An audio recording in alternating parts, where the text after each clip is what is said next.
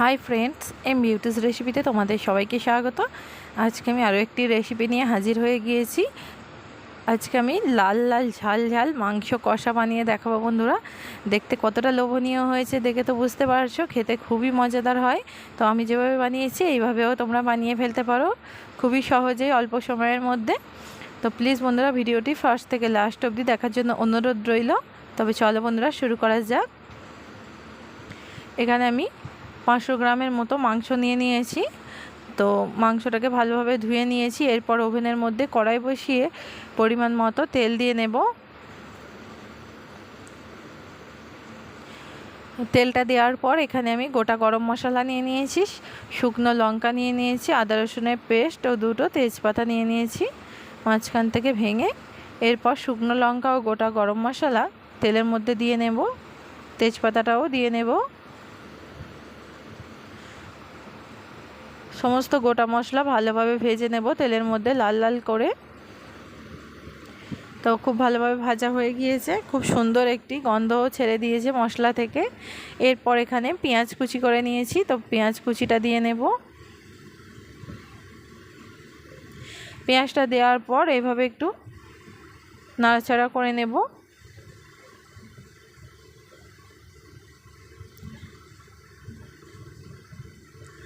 এরপর এখানে 2 চামচ আদা বাটা, 2 চামচ রসুন বাটা দিয়ে নেব।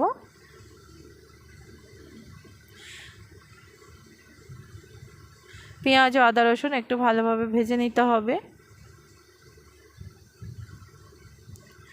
এরপর লবণ দিয়ে নেব। একটু ভাজা ভাজা হয়ে এসছে, তো স্বাদ অনুযায়ী লবণ দিয়ে নিতে হবে।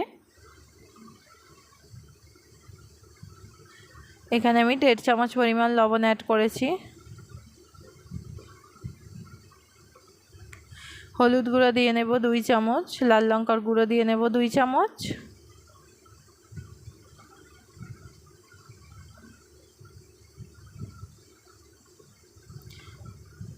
ভালোভাবে সমস্ত উপকরণ একটু ভেজে নিতে হবে মশলার সঙ্গে।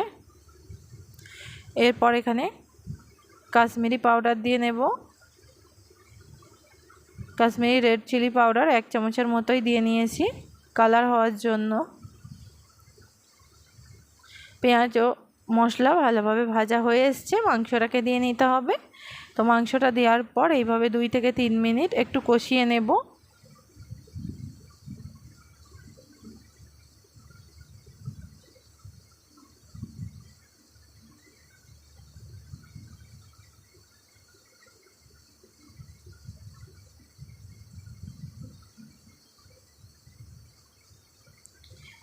তো 2 থেকে 3 মিনিট এইভাবে একটু নাড়াচাড়া করে নিতে হবে। অল্প একটু জল দিয়ে নিলাম।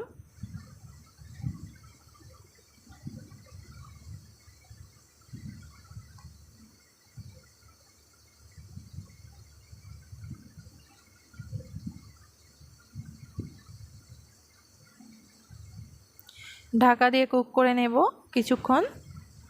তো 2 মিনিট পর দেখো বন্ধুরা, মাংসটা থেকে আরও বেশ কিছুটা জল ছেড়ে দিয়েছে।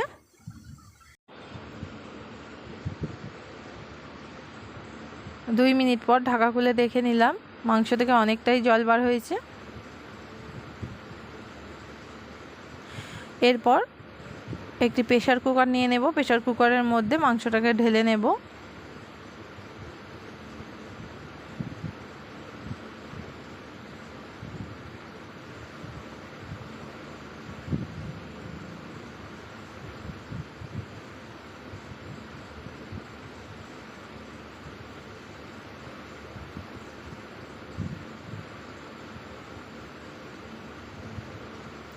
এরপর এখানে জল অ্যাড করে নেব 2 কাপ পরিমাণ।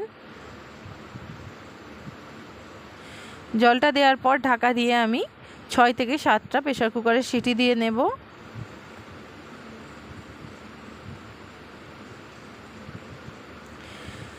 সাতটা সিটি দেওয়ার পর ঢাকা খুলে দেখে নিলাম, তো ঝোলটা অনেকটাই শুকিয়ে এসছে।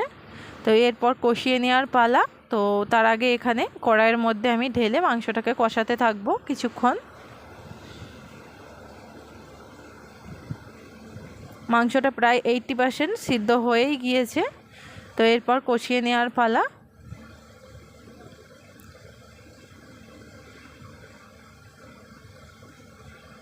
তার আগে আমি কিছু গুঁড়ো মশলা এখানে দিয়ে নিচ্ছি, তো যেমন ধনিয়া গুঁড়া ও জিরার গুঁড়া, গরম মশলার গুঁড়োও দিয়ে নিলাম 1 চামচ পরিমাণ। তো এইভাবে অনবরত কিছুক্ষণ কষাতেই থাকবো। তার আগে এখানে তেজপাতাটা আমি তুলে ফেলে দেব।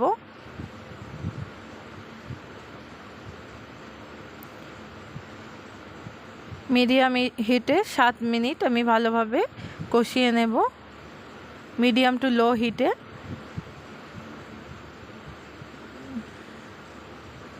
এইভাবে কষানোর পর মশলাটাও খুব ভালোভাবে সিদ্ধ হয়ে যাবে ও মাংসটা থেকে তেল ছাড়তে শুরু করেছে। আবার আমি ঢাকা দিয়ে 2 মিনিটের জন্য একেবারেই লো হিটে কুক করে নেব, নিলে আমার মাংসটা পুরোপুরি কমপ্লিট হয়ে যাবে।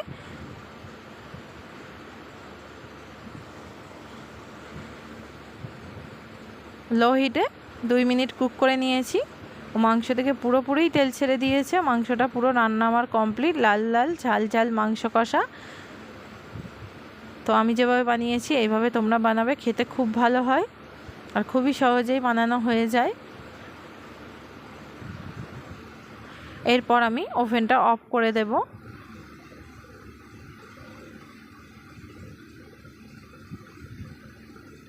তো ওভেনটা পুরোপুরি অফ করে দিয়েছি, একেবারেই মাখো মাখো হয়ে গিয়েছে।